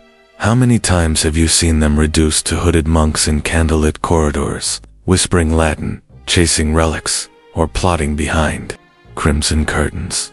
From the Da Vinci Code to angels and demons. From sensationalized Vatican secrets, documentaries to fictional thrillers. The mysterious church has become a pop culture trope. But herein lies the paradox. The more they appear on screen, the less seriously they're taken. This is called the discredit through fiction effect, a psychological tactic noted by sociologists. When truth is too disruptive, society protects itself by dressing it in fantasy. Let the audience consume it as drama and they will stop searching for the reality underneath. But here's the unnerving twist. Many of the directors, producers, and writers are responsible for these films educated at Jesuit institutions. Universities like Georgetown, Loyola, Marymount, Fordham, and Boston College, all renowned not only for theology but also for their world-class film, media, and communications programs. Some even fund and sponsor religious-themed film projects. It's not accidental. These films may flirt with danger, but they never cross the line. They may thrill, but always end in reconciliation. They raise questions, but bury the answers beneath romance, supernatural fiction, or conspiracy too wild to believe. And while millions debate whether Jesus left behind a secret bloodline, or if the Holy Grail is hidden under the Vatican, the more grounded and threatening questions are buried. Questions like, what is the true command structure of the Vatican? Who really advises the Pope? How deep is the Jesuits' influence on global financial institutions? Even in the internet age where information spreads faster than ever, topics involving the Jesuits, the Superior General, or Vatican power rarely break into the mainstream. Algorithms bury them. Channels that probe too deep are shadow banned, demonetized, or quietly shut down. Historical documents, when shared, are dismissed as fringe or stripped of context. The media no longer hides the truth. It blurs it, it bends it, then it forgets it. So ask yourself, has the screen become a mirror of truth or a velvet curtain drawn to shield the stage behind it? Because backstage power is not loud, it is precise, it is slow, it is generational. At the Vatican, the ultimate symbol of spiritual power is the white throne. 2 billions, the Pope is the supreme leader of faith, a voice of God on earth. But few pause to ask, is he truly the one in control? Behind every pontiff stands a fortress of hierarchy: cardinals, bishops, archbishops, scholars. But even deeper, in the locked corridors of off-record influence, one title casts a long, quiet shadow: the Superior General of the Jesuits, known to some as the Black Pope. Unlike the visible Pope, he is not elected with cheers in St. Peter's Square. He receives no ovation, appears on no balcony, and delivers no blessings. And yet, his influence runs through the foundations of Catholic education, political strategy, media advisory, and doctrinal development. Former Vatican insiders have described him as the mind behind the curtain, not manipulating events, but placing the first stone, knowing the avalanche will follow. Remember Pope Benedict XVI, the first pontiff in 600 years to resign. It happened quietly, amid scandals and unseen pressures. Who advised him? What forces bent the course of history that day? No official answer exists, but among the speculation, the name of the Jesuits surfaced again and again, and then what seemed like a coincidence, yet perhaps was not a Jesuit, was elected Pope. Pope Francis, the first of his kind. The first time the White Throne was held by a member of the most secretive and strategic order in church history. Was it fate? Or was it the quiet culmination of a centuries-long design? A moment when the Jesuits no longer needed to whisper, because they had become the voice. From the wings, the Jesuits no longer merely observed, they stepped directly onto the stage. And when the script is written by the director, it's no surprise that the lead actor begins to resemble him. Though the Superior General remains unseen, his influence is unmistakable. His teachings, his networks, and his silent architecture now populate the Church's most powerful corridors, from young cardinals molded in Jesuit institutions to the advisory boards, policy think tanks, and communication arms of the Vatican.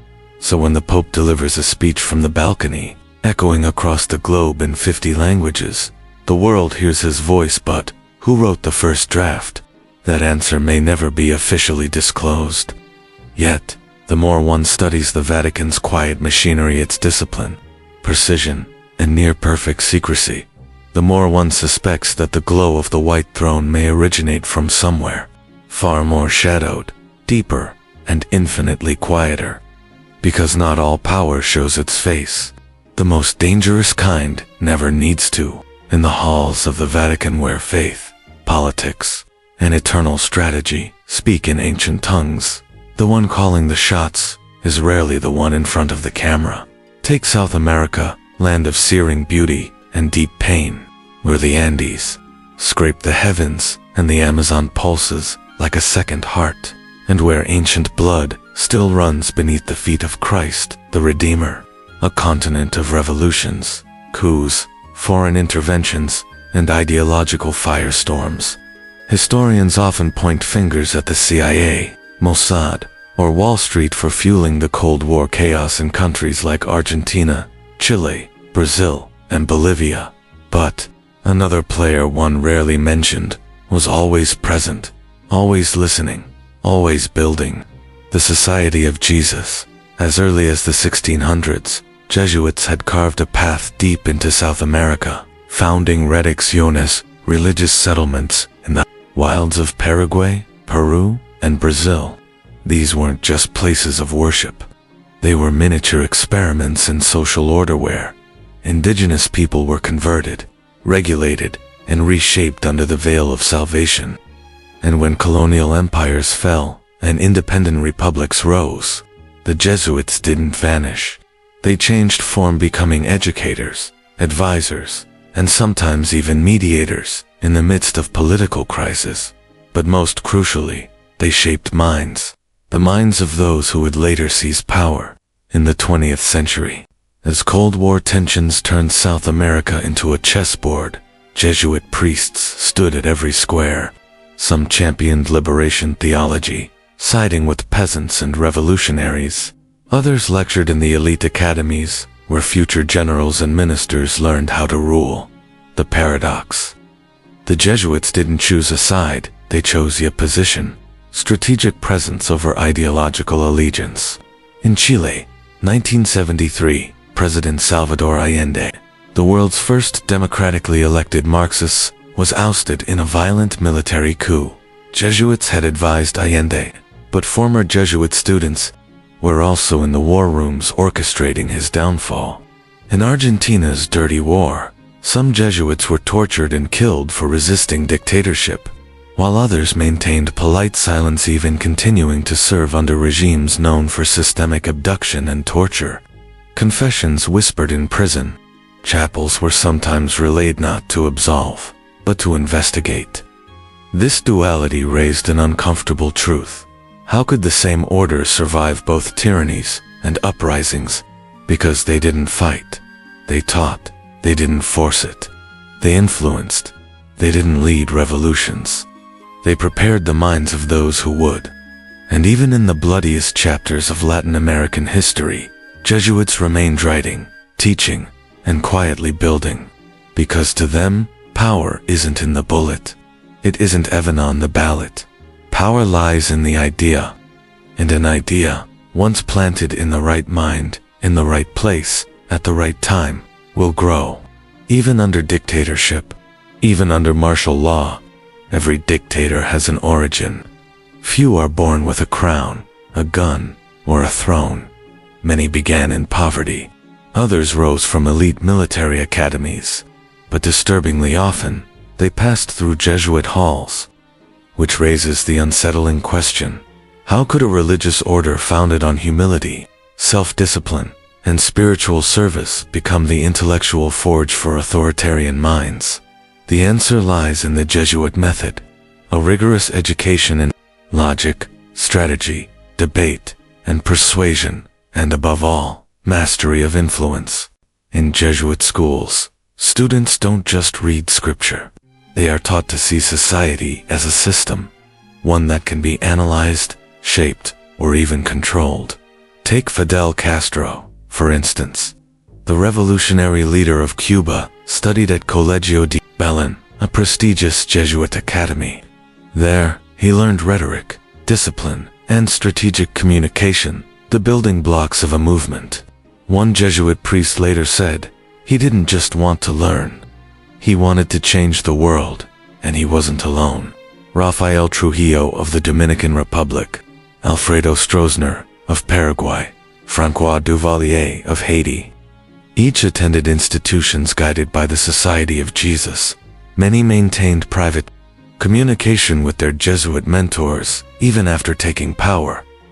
What emerges isn't a conspiracy, it's a blueprint. Jesuit classrooms produced thinkers. Some served humanity. Others learned to manipulate it, and the tools of justice, in the wrong hands, can become instruments of oppression. Imagine a 14-year-old student learning how to command an audience, craft a narrative, and frame ideas. 20 years later, that boy stands before a crowd, declaring a new regime. The power he wields isn't just the rifle in his hand. The words, the strategy, and the psychological architecture that once lived in quiet lectures and Latin texts. And in times of crisis, those strongmen often return not to generals, but to the priests who once taught them, seeking not absolution, but advice, old loyalties, ancient counsel. No one can say the Jesuits created dictators, but the weight of evidence suggests they trained the minds that became them, not deliberately, but consistently. And then, there is the final chapter, the post-war escape. World War II ended with the Nazi regime in ruins, and yet some of its worst architects vanished, not killed, not tried, vanished. Adolf Eichmann, Joseph Mengele, Klaus Barbie. These were not mere fugitives. They were war criminals of the highest order, and their disappearances were not accidents. They were facilitated through a covert network known today as the Ratlands Escape Corridors. From Europe to South America, Austria, Italy, Spain, then on to Argentina, Brazil, Paraguay, and Syria. But those who operated these routes didn't wear military uniforms. They wore clerical robes. Declassified documents suggest that monasteries, dioceses, and, yes, members of the Jesuit order helped forge false documents, arrange safe passage, and offer sanctuary. Some priests argued it was an act of mercy. Others believed these men still had a role to play in the coming fight against communism. In the aftermath, the Vatican denied any direct involvement. But silence has its own voice, and in that silence, the most chilling realization emerges. Power, when exercised invisibly, becomes almost impossible to resist. Because in the world of empires and faith, war and worship, revolution and repression, the one who never appears on the stage often wields the pen that wrote the entire play. Before they disappeared into the fog of post-war history, many former Nazi scientists were quietly absorbed into larger networks, chief among them, America's Operation Paperclip. This covert program, orchestrated by the CIA and its precursors, brought hundreds of German experts, many deeply complicit in the Nazi regime, to the United States. Their minds were too valuable to fall into Soviet hands, but erasing their past and integrating them into American projects required more than a plane ticket. It required a system of disappearances, spiritual laundering of identity. That system needed reach, secrecy, and moral immunity. The Vatican provided all three, with access to humanitarian certificates, refugee passports, and a vast network of monasteries scattered across Europe. The Church, knowingly or not, became a key link in this quiet chain of relocation. Many former Nazis found refuge in monastery walls, protected by ecclesiastical immunity. They're aided by monks or priests. They were given new names, false baptismal documents, and, in some cases, the pretense of spiritual conversion. Within weeks, they were aboard ships bound for Argentina, Canada, or the United States. A pressing question lingers. Did the Jesuits, arguably the most sophisticated Catholic order with a vast international footprint, play a role? There is no smoking gun in public records, no classified document bearing the Society of Jesus seal, but countless testimonies, patterns, and cross-border traces suggest something more than coincidence. Wherever clandestine movements of high-value individuals occurred, specially trained clergy were often nearby. In South America, where hundreds of Nazi officers found strange, seamless welcomes, it wasn't covert agents who greeted them, it was often local Catholic communities. Communities guided, in part, by priests trained in Europe, steeped in silence, discipline, and strategy. Could this be mere chance? A darker theory whispers beneath the surface that within some corners of the church redemption was not just spiritual, it was strategic. If a war criminal had intelligence that could help the West fight communism, if he could serve a greater cause, then shielding him from justice wasn't seen as betrayal, it was reframed as providence. But this raises a moral paradox. Who decides which purpose is holy enough to justify absolution? Who decided Joseph Mengele deserved protection, while the millions he dismembered did not even receive names? Maybe no living soul can answer that. But one truth stands unshakable: the silence of the Vatican and, especially of powerful orders like the Jesuits, allowed these networks to operate, thrive, and disappear from history's courtroom. Because once crimes can be hidden behind cathedral walls, and conscience can be reshaped by strategy, even the darkest men can be forgiven if they serve a cause deemed worthy. Fast forward to today. When we picture modern war zones, whether in the burning deserts of the Middle East, the blood-soaked jungles of Africa, or the shattered cities of Eastern Europe, we think of peacekeepers, aid workers, and frontline journalists. But buried in humanitarian reports, medical logs, and relief registries, one name surfaces again and again: the Jesuits. How did a religious order, founded nearly 500 years ago to convert pagans, become embedded in nearly every modern conflict zone?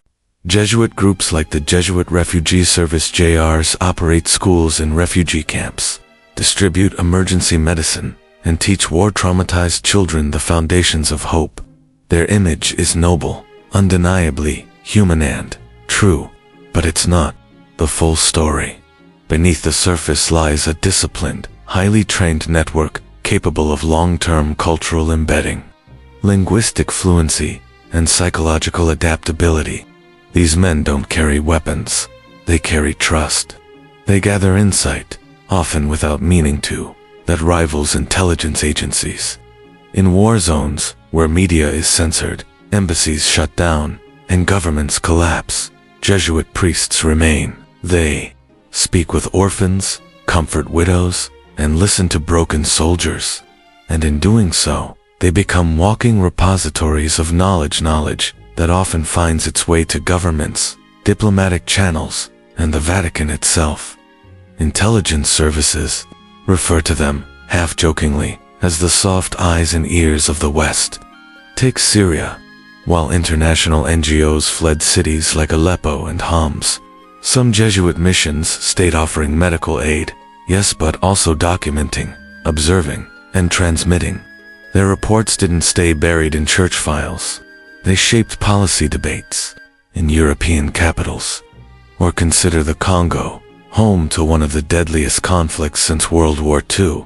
There, Jesuits weren't just building schools.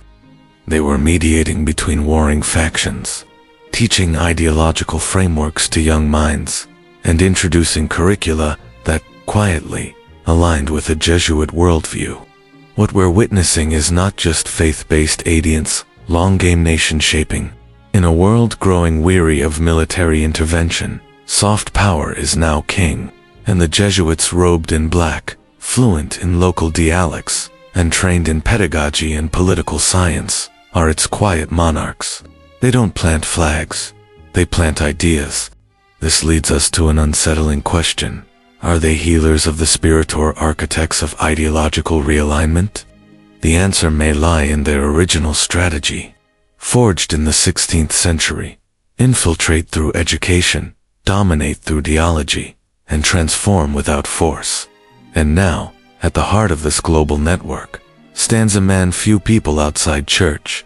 Corridors recognize a man, not elected by the public, not seen on television, yet arguably more influential than many heads of state. His name is Arturo Sosa Abes. Born in Caracas, Venezuela, in 1948, Sosa is a political scientist, theologian, polyglot, and strategist. He taught at Georgetown University, led academic councils, and in 2016 was elected the 31st Superior General of the Society of Jesus Making. Him the direct successor to Ignatius of Loyola, the Jesuit founder. They call him the Black Pope not for his skin, but for his influence. He commands more than 16,000 Jesuits in over 112 countries. His power is not symbolic, it is strategic, and it moves quietly. While most religious leaders avoid political discourse, Sosa embraces it. He speaks on capitalism, social justice, climate change, and migration not in vague spiritual terms, but in the language of governance, economics, and global systems. Fluent in Spanish, English, Italian, and French, he doesn't need press conferences to make waves. A few closed-door sessions, a few policy memos, a recalibration of university curricula across Jesuit institutions, and entire generations of future leaders are reshaped. Consider this. Many of today's CEOs, diplomats, judges, and journalists were educated in Jesuit schools. They were taught not only how to think, but also what to value. Through a pedagogy steeped in service, discernment, and leadership, the Jesuits are quietly re-engineering what power looks like in the 21st century. So, who truly shapes the future? The one who gives orders, the one who teaches the orders how to be given. That is the power of the Black Pope. He doesn't need the spotlight. He needs only to sustain the machinery, quietly, faithfully, relentlessly, as we race into a future defined by AI, climate upheaval, and geopolitical uncertainty. Few notice that one of the world's most influential systems is still run by men in black robesmen, trained not just in scripture, but in strategy, and at their helm is Arturo Sosa, priest, a philosopher, and, perhaps, the quiet architect of a new world order. Because even now, 500 years later, the Jesuits haven't vanished. They've evolved, and they're still watching. In a world fractured by inequality and uncertainty, religion is returning not in its ancient robes of ritual, but cloaked in the language of policy, ethics, and reform. At the center of this quiet resurgence stands the Vatican institution, with a 2,000-year timeline, immune to electoral cycles, and rooted in a vision of eternity. But within the Vatican, one order in particular has emerged as the active arm of this revival: the Jesuits. Their weapons are not swords or decrees, but ideas, influence, education, strategy. This new face of religious power is not defined by cathedrals or crusades. It moves through law schools, policy centers, grassroots activism, and think tanks. It is most clearly visible in Latin America, where Jesuit priests no longer simply preach in churches. They participate in land reforms, advocate for indigenous rights, and engage directly with leftist movements. Faith is no longer standing outside of politics. It has returned as an insider-refined intellectual and mission-driven. In Africa, Jesuit-founded institutions are shaping a generation of leaders trained not just to govern, but to govern with a global conscience. A noble goal on the surface. But within this vision lies a distinct Catholic sociological framework, silently shaping how future presidents, ministers, and academics will interpret power, justice, and even morality. In Asia, from the Philippines to South Korea to Vietnam, Jesuit-rooted NGOs, humanitarian networks, and online platforms are quietly steering political and cultural discourse. They don't spread propaganda in the conventional sense. Instead, they define values and let those values do the work. Even in the West, where religion was once dismissed as outdated dogma, it is being rediscovered especially by the youth. But they are not returning to religion for ritual. They are seeking stability, meaning, and identity in a postmodern era that offers none. In an age of moral relativism, the Church, particularly its Jesuit arms, quietly repositioning itself, not as an institution of rules, but as a sanctuary of clarity. This is not religion as it once was. There are no popes with crowns, no inquisitions. Today's religious power is far more subtle, and perhaps more dangerous because it doesn't need to seize office. It only needs to influence those who already hold it. And in this game of soft influence, the Jesuits once again sit at the crossroads where ideals meet authority, where the spiritual meets the strategic. With their global networks, centuries-old intellectual traditions, and access to every level of society, they do not need armies. They only need minds, young minds eager to change the world, unaware of who's teaching them what change really means. This political religion didn't storm back through the front gates.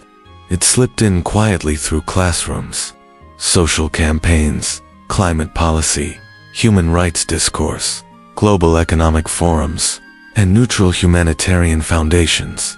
And like an invisible wind, it circles back to the center of the Vatican where a white pope now champions environmental justice, while a black pope, the superior general, sketches the spiritual roadmap behind the scenes. We were raised on textbooks. Each page is a curated narrative. Each chapter was reviewed, revised, and approved by official boards. But what the textbook leaves out often matters far more than what it includes. And when it comes to the Jesuits, perhaps the most strategically influential order in modern history, the silence is deafening. For nearly 500 years, Jesuits have shaped education, politics, theology, and philosophy. Yet in most school curricula, their name is mentioned only in passing, if at all. Why? Maybe their influence is too broad. Maybe their methods are too complex. Or maybe, just maybe, someone doesn't want young people asking too many questions. Textbooks don't reveal that some of the 20th century's most powerful dictators were Jesuit educated. They don't explain why global CEOs and financial powerhouses continue to fund Jesuit universities. They don't teach students that Vatican advisors quietly attend G20, Davos, and IMF meetings not as religious observers, but as strategic consultants.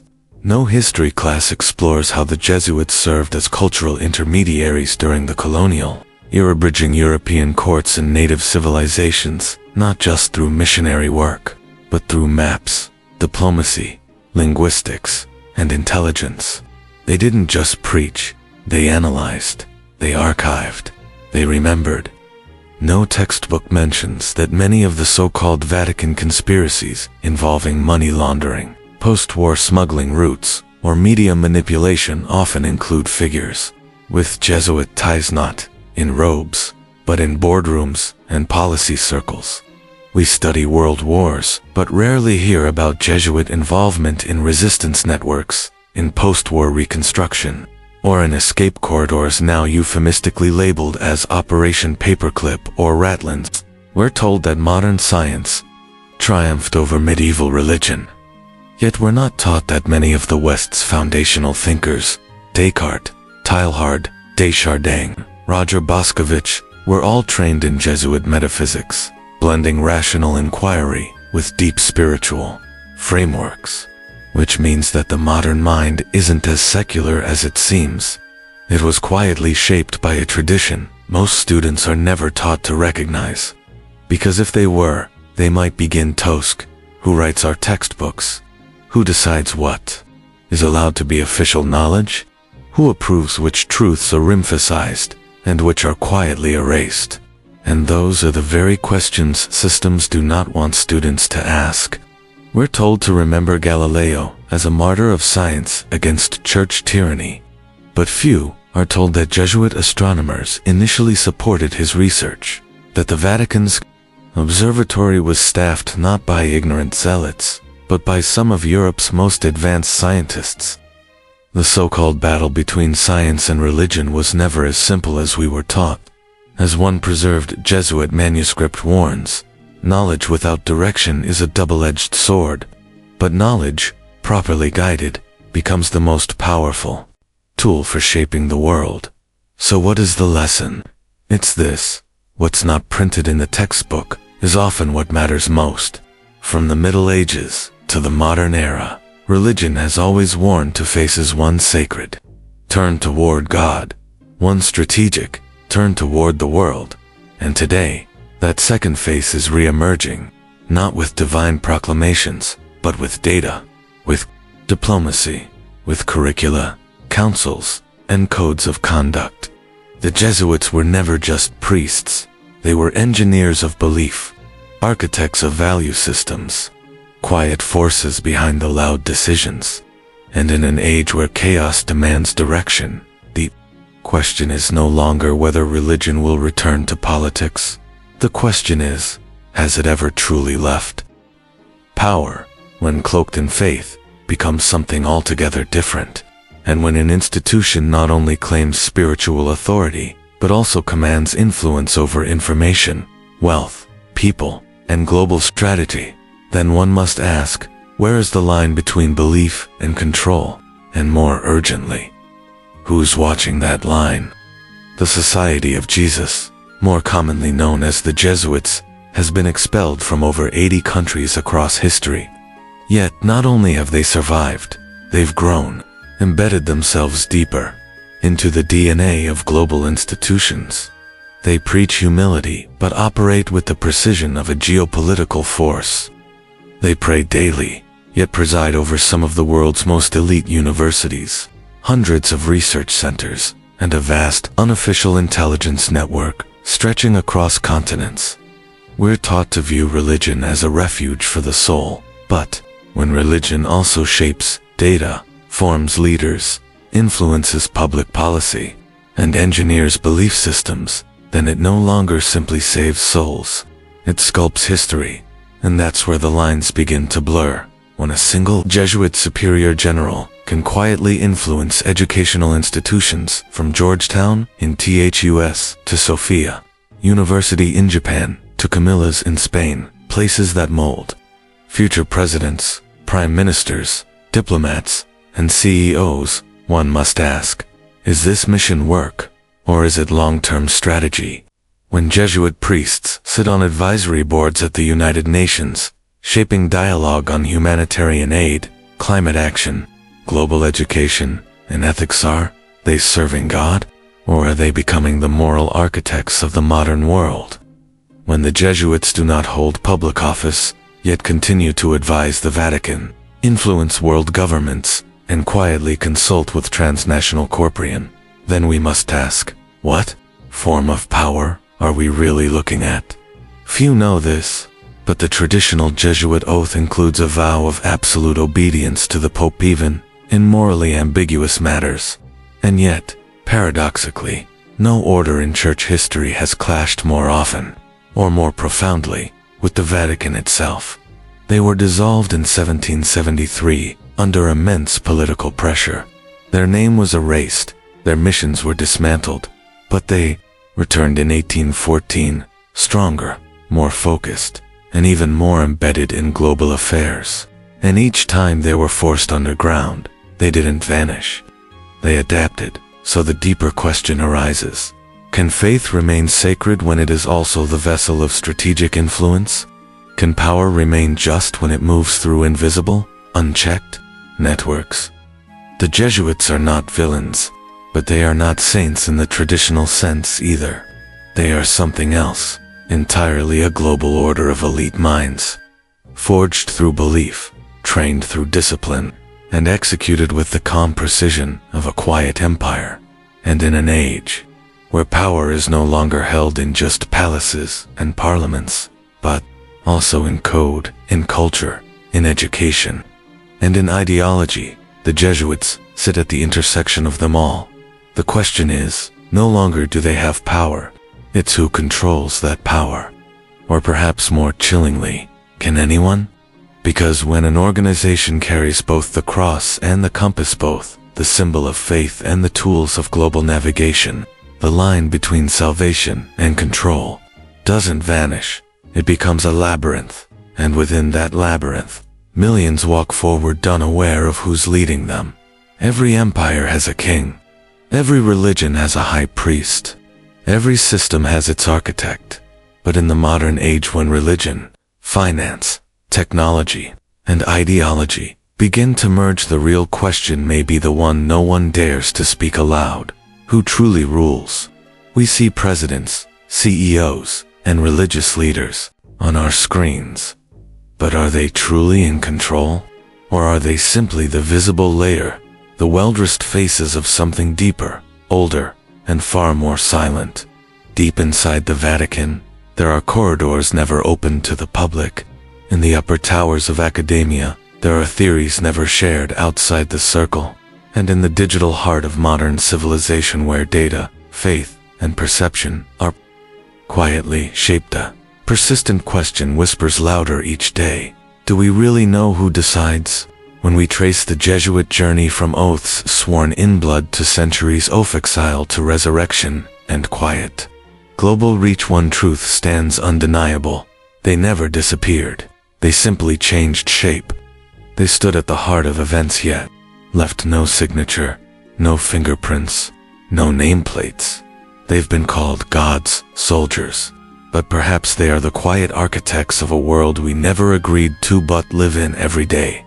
Not with war, not with violence, but with structure, strategy, influence, with the power to convince a generation of future leaders that they're fighting for justice, without ever asking who defines that justice. Then there is the figure known only as the Black Pope, an unofficial title, absent from any formal hierarchy, yet spoken with hushed reverence and occasional fear. He is not elected by the masses. He does not appear on screens. He launches no campaigns, but his words spoken in quiet rooms echo across universities, governments, religious councils, and think tanks. When a man does not need followers, fame, or votes and still guides the ethics of global governance, education, and humanitarian efforts, then, perhaps, he holds the real power. You may live your entire life without hearing his name. But if you were ever shaped by Catholic social thought, educated in a Jesuit school, or inspired by notions of service and justice, you may have already heard his whisper. Not a voice that declares, "I rule," but one that asks softly, "Are you sure you're the one choosing?" In a world drowning in data but starving for truth, overflowing with belief but lacking discernment, maybe the answer doesn't matter anymore. Only the question remains, unseen, persistent, never printed in a textbook: who truly rules the world we live in? And more haunting still, when did our faith become their tool? This concludes our journey into the shadows of the Jesuit order, the Vatican, and the invisible throne that may shape far more than we imagine. A place without a crown, but with the power to rewrite history, without ever spilling a single drop of blood. If this journey stirred something in you and you want to keep exploring the untold, the buried, the forgotten, and the forbidden, then don't forget to subscribe to Secret Historian. A single click, but the key to doors not meant to be opened.